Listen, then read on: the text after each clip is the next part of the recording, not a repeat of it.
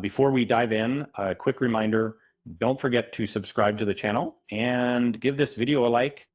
It really helps us bring you more great content. Have you ever watched a movie and found yourself pondering the deeper meaning behind its ending long after the credits rolled?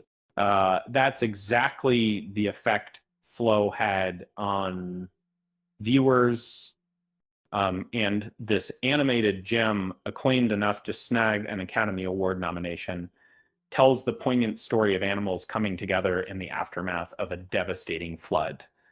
Uh, but its conclusion left many scratching their heads. Let's take a closer look at what the movie's director, Jens Zilbalotis, had to say about its deeper meaning. The story follows a gray cat, a small and timid creature thrust into a world of chaos. Fear defines its journey, especially its fear of water. But this isn't just a story of survival. It's about change, growth, and the parts of ourselves that we learn to live with instead of fully conquering.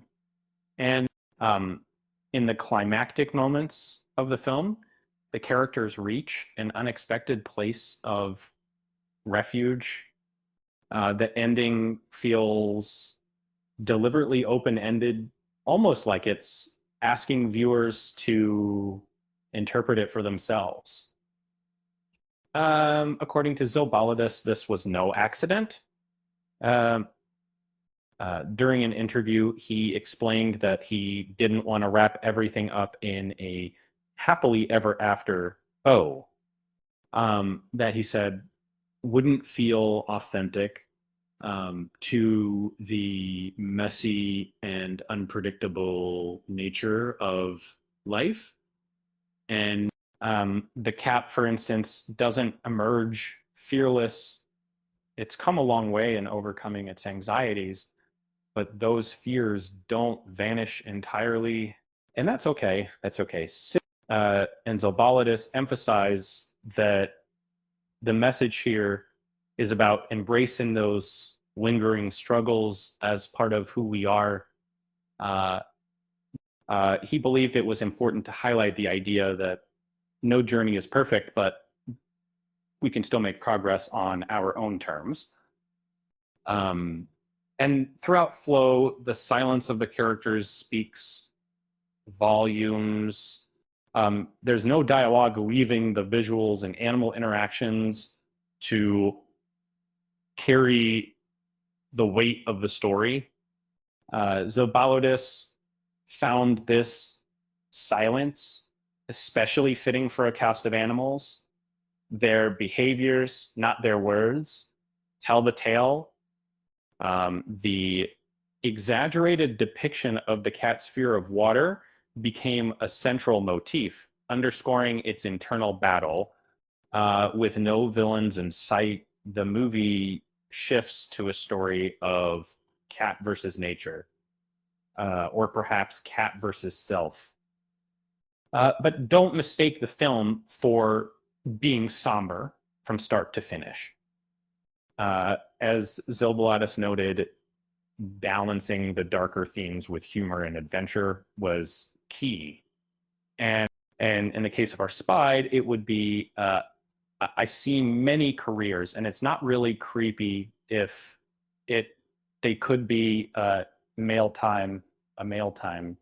So after all, nobody wants 2 straight hours of gloom. And let's face it, who can resist a capybara with a sense of mischief? As the waters finally recede, the movie closes on a bittersweet note. The cat, initially wary of others, finds itself surrounded by unlikely companions, a dog, a lemur, and a capybara, standing beside a stranded whale. Together, they stare into a puddle, their reflections a quiet reminder of how far they've come. And the cat is, once unable to even approach water, now swims to catch fish and dares to trust others.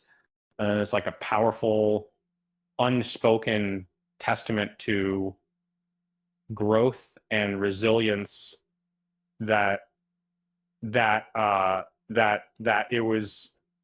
Of course, it's not just about the cat. It's about the entire group's shared experiences and how they've all changed along the way. The film invites us to see ourselves in these animals, to reflect on our own fears and the strength it takes to face them. By the way, isn't it ironic that the one animal afraid of water ends up stranded on a boat?